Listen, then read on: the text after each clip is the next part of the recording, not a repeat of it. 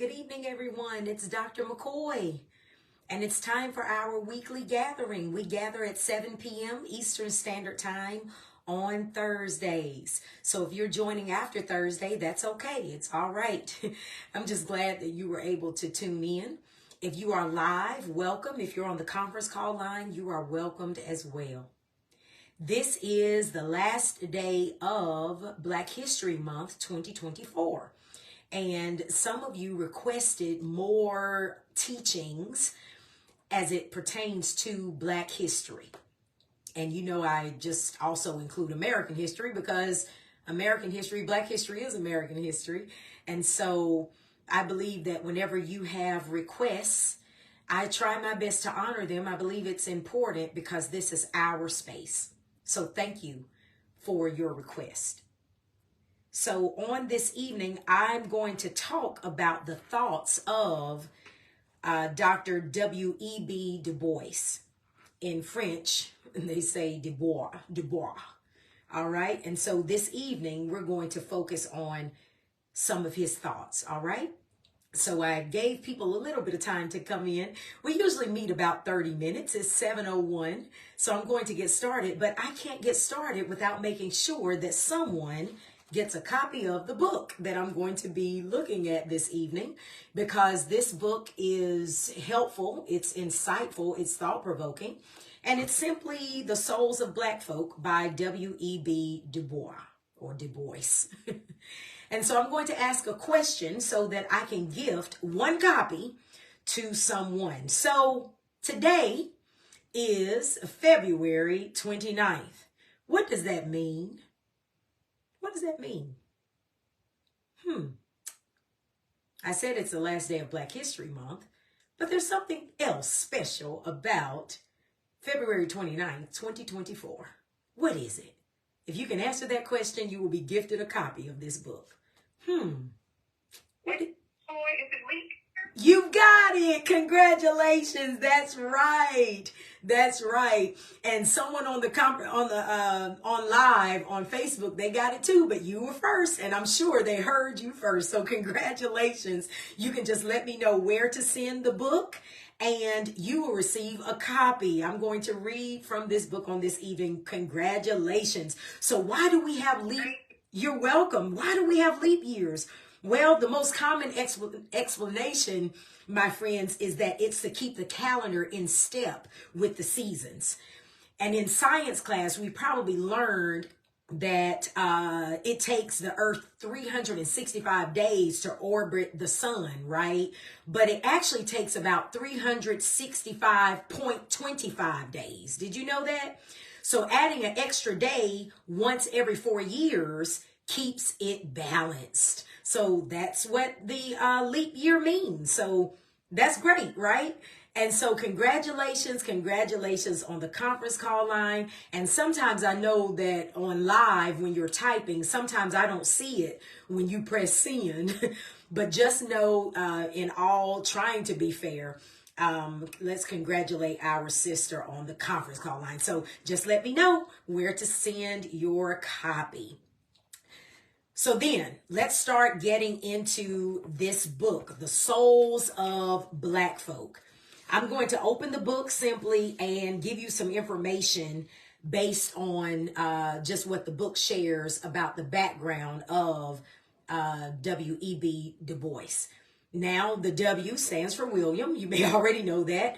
The E stands for Edward, and the B stands for Bogart. So his name was William Edward Bogart Du Bois, and he was born in 1868 in Massachusetts. He died on August 29th, 1963, soon after becoming a citizen of Ghana. Now, that's great news to think about Ghana for me, because this gives me an opportunity to talk about the Adinkra symbols that many times when you see me, you may see me wearing certain things. And some people, of course, know what they are, but there are some people who may not. So many times I have rings, I have clothing. Tonight, I even have earrings on, and it's an Adinkra symbol. Now, these symbols are Ghanaian in nature.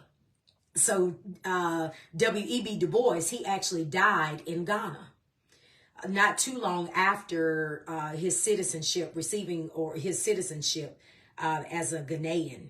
So Adinkra symbols from Ghana, they really represent concepts or sayings, if you will, or proverbs or adages or expressions. So I know you can't see me on the conference call line, but the Adinkra symbol that I'm wearing in my ear as an earring tonight looks like a comb. And it's simply, when thinking about Ghanaian symbols, Adinkra symbols, this one is Dofe. Dofe. D-U-A-F-E. Dofe. Dofe simply means wooden comb. And for you there on the, you all on the conference call line, it looks like a wooden comb, and that's what it is, Dofe. And it's a symbol of beauty. It's a symbol of hygiene. It's a symbol of good feminine qualities like love and patience and care and prudence or good judgment.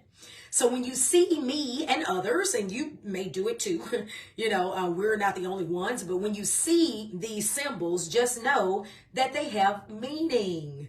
So maybe I'll start pointing those out more. But getting back to W.E.B. Du Bois, I just thought I would, throw that out there. So citizen of Ghana, throughout his long lifetime, he was a figure of controversy. So when I start reading some things to you, I don't want to only read to you his thoughts and say, okay, because, a lot of times I talk about people wanting to be right and wrong, and sometimes you just need to learn some things and think about it. Well, what I want to do is give us, as I'm saying he was controversial, give us some ideas of what people had to say in, in disagreement, in thought concerning some of the things that he said. And it's important that when we ourselves gather information or learn information, that we do with it what we will. You hear me say that a lot. And the reason why I say that is because you don't always have to agree with the information, but you need to get it. You don't always have to understand every part of it, but you can pull some things from it. And when you know better, you do better. You can make informed choices based on having information. So that's what we're doing tonight. He was a controversial figure. He was a great student. He experienced tensions and really contradictions whenever he would see what was happening in American society. That's one of the reasons why he left America and became a citizen of Ghana. His assertion that the problem of the 20th century is the problem of the color line was no abstract claim. It was grounded in experiences of his life and what he saw happen in the lives of other Black folk. So he talked about this within the veil experience, or living in the veil.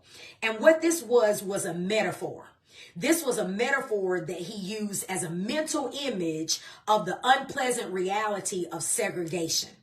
So the existence of African Americans behind the veil of segregation, he said, is hidden from the view of most white folk.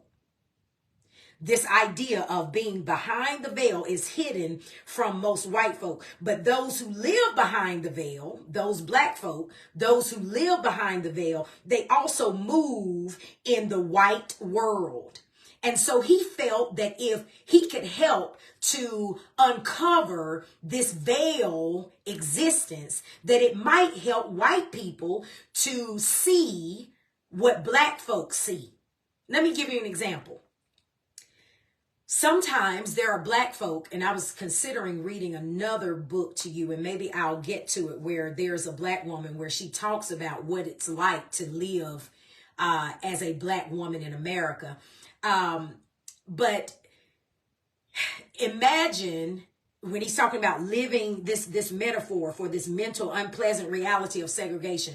Imagine being Black and feeling like you're one existence in a white space and you're another existence in a Black space.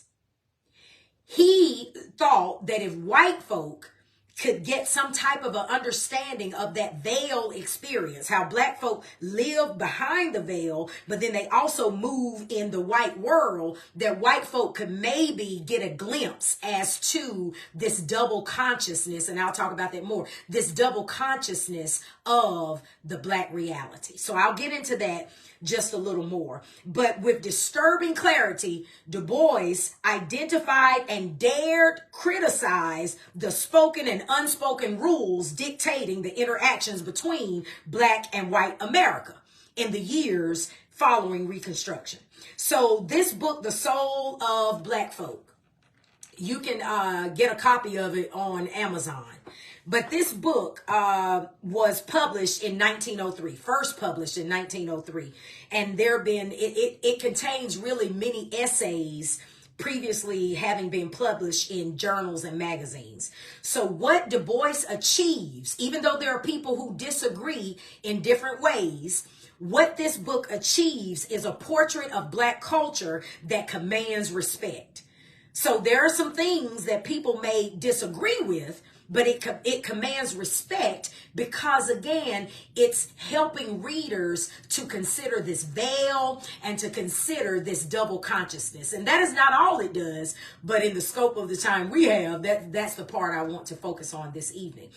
And Du Bois, even though there are people now who challenge him, there were people even in his day that he challenged. So when I talk about disagreeing, it's okay. We don't have to be ashamed and just walk around saying, well, I don't ever want to disagree with anyone. It's okay because we're all thinking people. The problem is we focus so much on the right and the wrong that we can't have rational discourse surrounding challenging topics, because I want to be so right that I won't even listen to your view. How can I dispute your view in an informed way if I don't even sit and listen to you and we reckon and reason together so that I can get the information from you and then say, this is why I don't agree.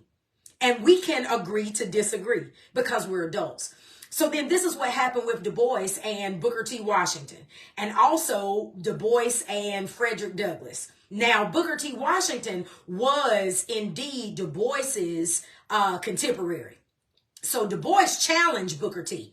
because Booker T. Washington believed that Southern black folk should compromise their basic rights in exchange for education and legal justice. Booker T. Washington thought that legal justice and education were really important. And so if you didn't have basic rights as a black person, it's okay as long as you got your legal rights and great education. Well, Du Bois did not agree with that.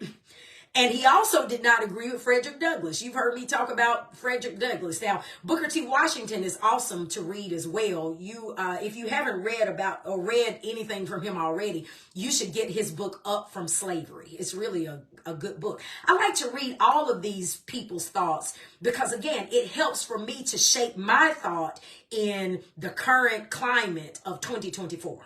And start thinking, what do I think about that?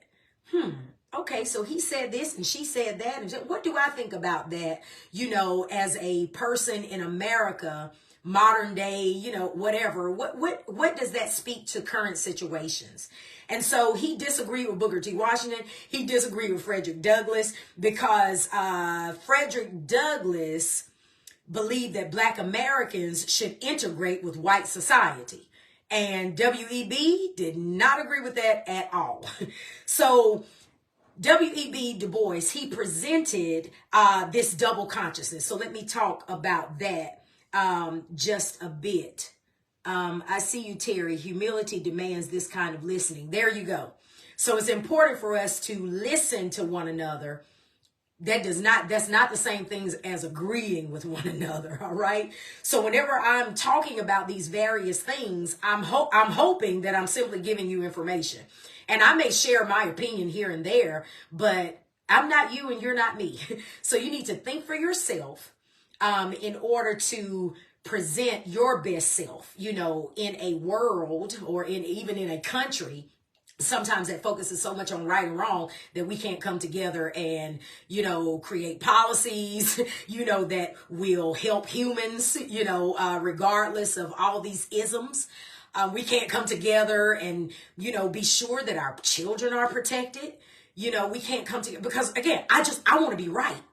I'm right and you're wrong. Well, let's move on. So he presented this double consciousness, and I'm going to read some of this to you. So this double consciousness idea, he presented it as a problem for Black folks, considering the conditions of segregation and the persisting nature of inequality in America. He insisted that his account of the Negro problem, or this race concept, involves leading the reader, like I mentioned before, within the veil, making it possible for his readers, presumably mostly the white readers, again, to gain some sense of experience of being Black. All right. So let me read this to you. So here we go. If you're taking someone behind the veil. Now, remember, I'm going to read this, but I'm also going to read what some folk who disagreed with him have to say. And these are some recent commentators. But listen to what he said, and then I'll read some of what these commentators had to say. All right. So he says, W.E.B. Du Bois, I'm just simply reading it from the book, The Souls of Black Folks. He says, after the Egyptian and Indian and Greek and Roman and Teuton and Mongolian, the Negro is a sort of seventh son, born within a veil, as I mentioned, and gifted with second sight in this American world. He says, it is a peculiar sensation, this double consciousness, this sense of always looking at oneself through the eyes of others, of measuring one's soul by the tape of a world that looks on in amused contempt and pity. One ever feels his two-ness. Remember, I said his. This is where the argument is going to come in with one of the people who disagree. One ever feels his two-ness. An American, a Negro. Two souls, two thoughts, two unreconciled strivings, two warring ideas in one dark body whose dogged strength alone keeps it from being torn asunder. The history of the American Negro is the history of this strife, this longing to attain self-conscious manhood, to merge his double self into a better and truer self. He would not Africanize America, for America has too much to teach the world and Africa. He would not bleach his Negro soul in a flood of white Americanism, for he knows that the Negro blood has a message for the world. He simply wishes to make it possible for a man to be both Negro and American without being cursed and spit upon by his fellows, without having the doors of opportunity closed roughly in his face. I'll stop there. So he contends, Dr. W.E.B. Du Bois contends that the Black body, he calls this body, this dark body has a two-ness, an American and a Negro. And you know what's interesting? I'll tell you that I preached a sermon once at a predominantly white church. And one of the things that I said to the listeners was that I, myself, was Black before I was Christian. And as I read this, some of this, kind of comes into play, but he's talking about Negro, Black, and American. But what I said to these listeners was, I was Black before I was Christian. Before I knew anything about religion and faith and things like that. As a little girl, I knew that, my skin was brown, or black. And as a little girl, I think I said brown. But I knew, as he's saying, I was in a dark, beautiful body. I knew that before I knew Jesus. So then what I said to this congregation was that it's very difficult for me to check my Blackness at the door of the church. Why did I say that? I didn't say this part to them, but I'm going to say it to you tonight. And this is something that I think needs to be said more and more. And I'm not saying people aren't saying it as if I'm just coming up with something so brilliant, but it needs to be said. And it's right here in my mind. So I'm going to say it. These churches who want to be what they call multicultural and all these other kinds of things must understand that the non-white people cannot check their non-whiteness at the door for the sake of Christian unity. Christian unity can happen, and that also means that I have to show up as my full self. So that means that one group of people or whatever, we know that race is a social construct, but the fact of the matter is in America, one group of people doesn't get to feel comfortable behind the idea of we're all Christians, so it's fine and race shouldn't matter. Because the minute I walk out of the church, that idea that race doesn't matter, maybe it may not matter to you, but the minute I walk out of the church, I take Jesus with me, and I also take Jesus in this body that God blessed me with, which happens to be black. So when I leave your church, multicultural, and it doesn't matter, and we are the world, I have to be followed around the store because I'm in a black body. When I leave the church, because I'm with you one day a week, right? Multicultural church. When I leave the church, I take Jesus with me and God in my heart in this beautiful black body. And I have to be questioned, especially as a black male, why am I on this side of the town? Nobody's thinking about Christian unity when they see the black skin and race is a barrier because that's what some of us make it. So then again, always remember that because we have this white and non-white situation, those things don't change because we walk into a church. They don't change because we walk into faith spaces. They remain the same, and you should never assume or think that folk are going to change that because we're all Christian. Because again, I was black before I was Christian. So then for me, I'm talking about me, my Christianity helps me to deal with some of these things that W.E.B is talking about when it comes to racial inequality, because it's still happening in 2024. My faith helps me to deal with all of the isms attached to not just my skin color, but to my ageism, not just my skin color, but to classism, not just my skin color, but to, when thinking about gender biases, sexism, all of those isms, I still have to deal with. So my Christianity helps me to walk in American realities of injustices. But don't think that I change because I walk into a church. I never get to put my blackness down. And I'm proud of that. I'm happy about that. But this is what W.E.B is trying to get, especially his white readers, to see, that there is a two-ness. He says Negro and American. But because many times I meet with you here and we're talking about faith, I want you to remember non-white and Christian as well. All right? Because everything that's Christian is not talking about equality, equity, justice. Everything that's Christian is not even being sure to depict Jesus as a person with olive skin. Everybody that's Christian is not even depicting Jesus the way the Bible says, hair like wool, skin like brass. Everybody that's Christian is not even, and Jesus is the center figure. Everybody that's Christian, some present him with blonde hair and blue eyes and then say there's nothing wrong with that. And still want you to come to that church and say we're multicultural and everything's fine. When we can't even get the physical depiction of Jesus, biblical, correct. That's where the conversation has to start. Because again, people don't put down who they are to walk into a church. And the Lord changes us to be better. But the skin, that's not going to change.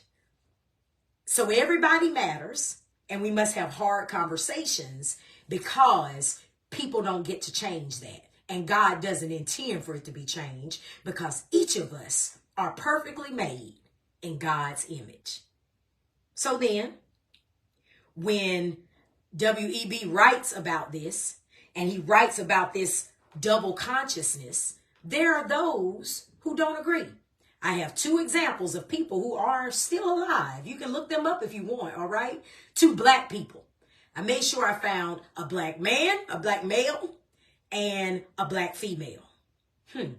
So some commentators, as I'm telling you, have rejected the claim of double consciousness, you know, Negro and American warring against one another. So they say that's not really a universal feature of black life. And so as I talked about, I was black before I was Christian. I'm not saying that's a universal feature of black life. I know that's a universal feature of my life, all right? So there could be some who reject my claim, all right? But I really was born black before I was born again as a Christian, but that's me. So Dr. Asante, he was born Arthur Lee Smith Jr., a American professor, philosopher, and really a leading figure in the fields of African studies and communication studies. And he's a current professor, as I said. And so his name, again, he was born Arthur Lee Smith Jr., but his name, Dr. Molefi Kete Asante. So he's a professor in the Department of Africology. And if you don't know what that is, you should look it up and watch the videos on YouTube. Africology at Temple University. And he founded the PhD program in African American Studies.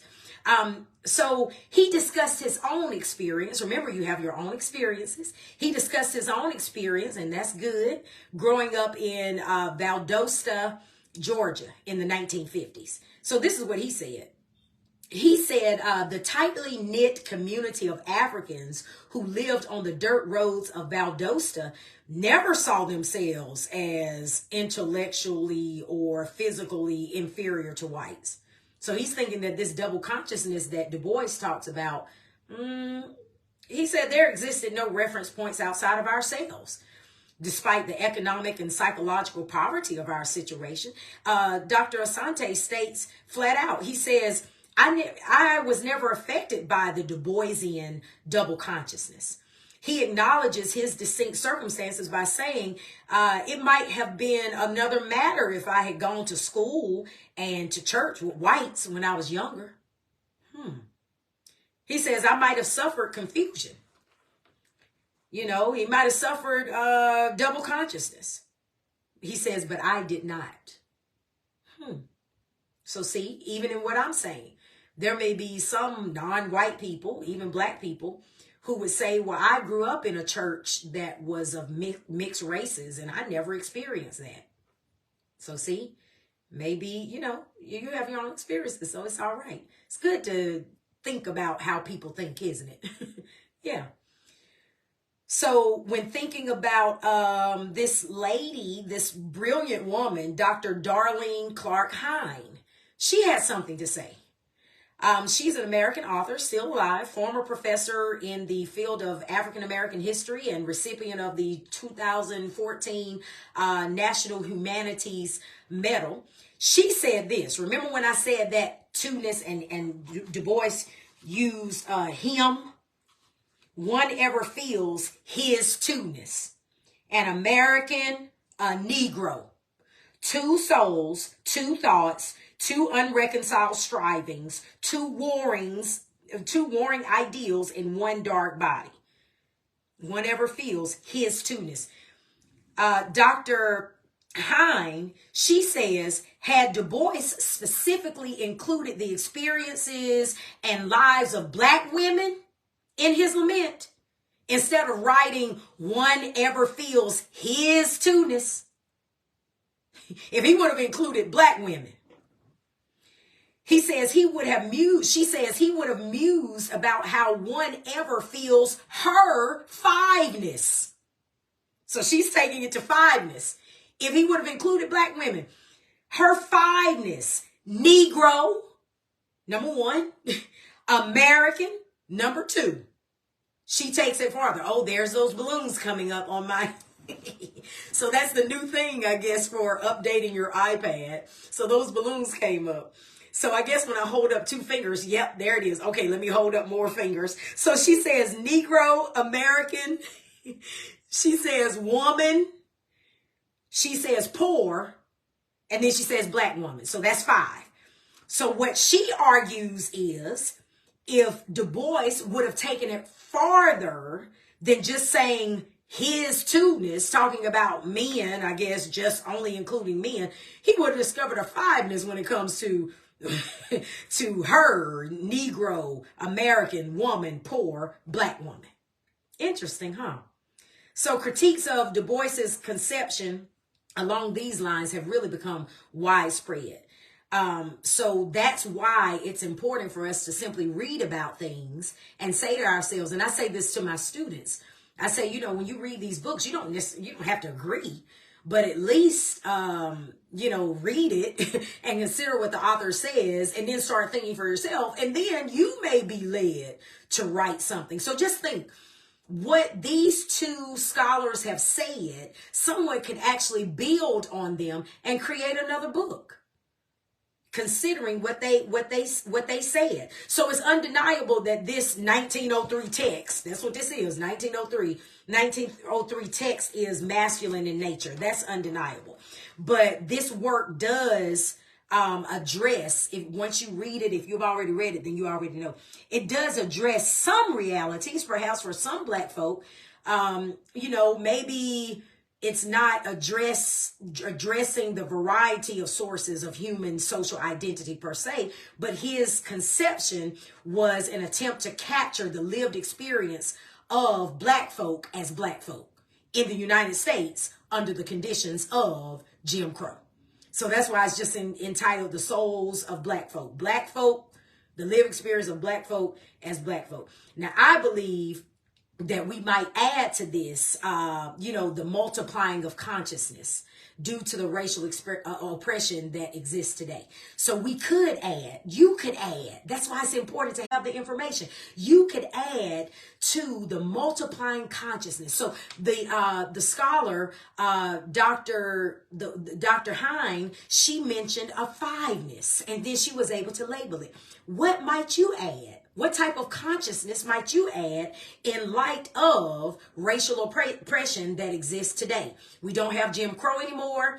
I talked to you about black codes. We don't have that anymore. Don't have slave codes, you know, and things like that. But because racial oppression still exists and some of it is not open, it may be, you know, it's not overt, but it's covert or overt. It's not over, it's covert, it's covered up. What could we add? I see you, Brother Timothy.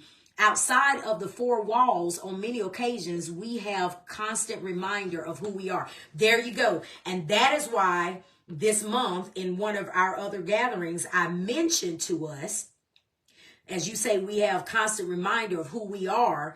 You know, we have to be sure that that reminder is not contingent just upon the outside 4 walls, but what we have already said about ourselves. And that's what I said a little earlier in this month. Be sure that you have a definition for yourself, because outside of the 4 walls, there are already definitions in place for you. So have you defined yourself this month? Thank you, Brother Timothy. Have you defined yourself this month?